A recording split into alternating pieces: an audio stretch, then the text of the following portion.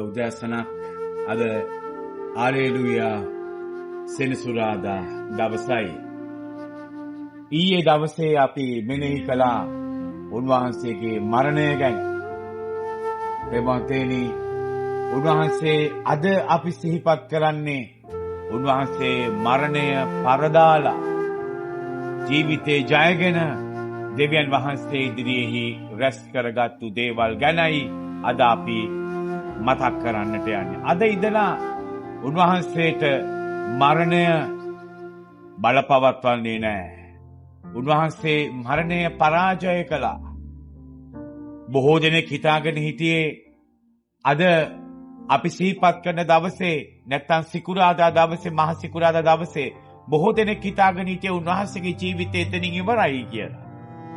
නමුත් ඔබට මට හමුවන අද දවසේ උන්වහන්සේ ඒ හැම දෙයක්ම පරාජය කරලා මරණය පරාජය කරලා ඔබ වෙනුවෙන් මම වෙනුවෙන් ජීවිතය දිනාගත්තා. ප්‍රේමවන්තයනි, දැන් මේ අවස්ථාවේ අපිට හමු වෙන්නේ දෙවියන් වහන්සේ ජේසුට දුන්නු තෑග්ග. ඒ තමයි ජීවිතය දෙවියන් වහන්සේ ඉදිරියේහි උත්ථාන කරනු ලැබීම.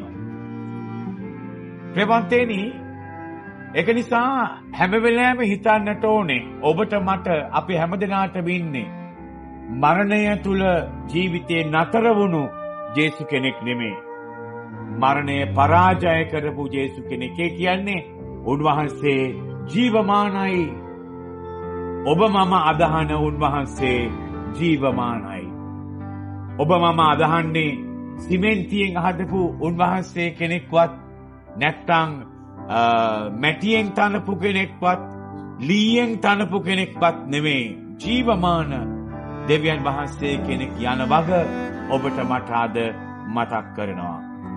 ඒක නිසා ප්‍රේමවන්තයනි, අපි උන්වහන්සේ තුල මේ ගත කරන ජීවිතය අපි උන්වහන්සේ ඉදිරියේ තව ශක්තියක් බවට පත් කරගමු. ඒක නිසා අද රාත්‍රියේ අපි දිව්‍ය යාගයට ගිහිල්ලා උන්වහන්සේගේ උත්ථානය සමරලා අපි හැමදෙනාම හාලෙලූයා කියලා කියයි. සුබ පාස්කුවක් කියලා කියයි. මේ හැම දෙයකින්ම පෙන්눔 කරලා දෙන්නේ ජේසු මරණය පරාජය කරලා ජීවිතය ලබාගත්තු වග. ඒ ජීවිතය ලබාගත්තේ උන්වහන්සේට තියාගන්න නෙමෙයි, අපි හැමදෙනා ගාවටම අරගෙන එන්නටයි. ඒක නිසා ඒ ලස්සන සුබ වදන අපිත් අරගෙන යමු අනිත් අයට. මරණයෙන් හමාර වුණු ජේසු නෙමෙයි, මරණය තුලින් ජීවිතේ ජයගත් ජේසුව අපි අද සමරමු. ජේසු පීඨ